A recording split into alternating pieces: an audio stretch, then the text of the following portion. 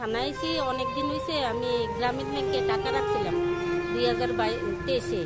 আমার টাকাটা এখনও দিচ্ছে না।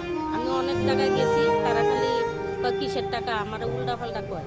তো সেদিনকে আমার দোকানে একজন লোক পাঠাইছে ব্যাংকের থেকে, পাঠাইছে পরে আমারে কয় দিদি আপনি ব্যাংকে যাইয়েন কেরে, 300 টাকা দিলে আপনার টাকাটা দেখে দিব।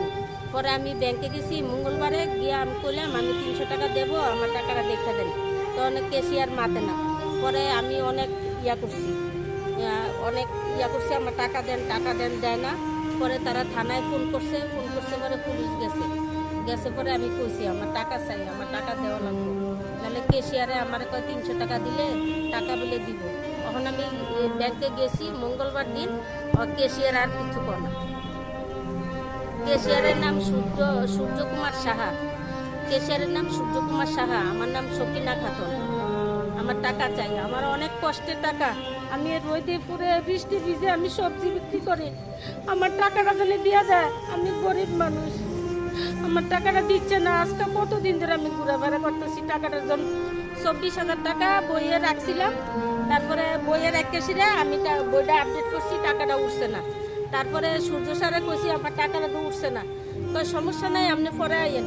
পরের দিন গেছি, মিশিং নষ্ট। এরকম করে 15 দিন আমার ঘুরাইছে, মিশিং নষ্ট। পরে আমি ম্যানেজারের কাছে কইছি যে স্যার আমার টাকাটা বইয়ে উঠছে না, যেদিন আই কয় মিশিং নষ্ট। পরে ম্যানেজার যে আমার বইটা আপডেট করছে। পরে আমি বললাম স্যার অক্ষণ কইছি মিশিং নষ্ট, তাহলে কি করে আপনি আমার বইটা আপডেট করলেন? তাহলে তো তারা চালাকি করছে আমার সাথে। আমার টাকা দেন, আমার টাকা উঠছে বইয়ে। কয় না, তাহলে আমার টাকা কই গেছে? আমার টাকা চাই। আমি কি করবো আপনারা কোন? আমার বাড়ি নোয়াপাড়া।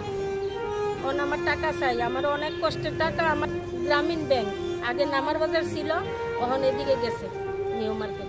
আমার টাকা চাই, আমি কি করব আপনারা কোন?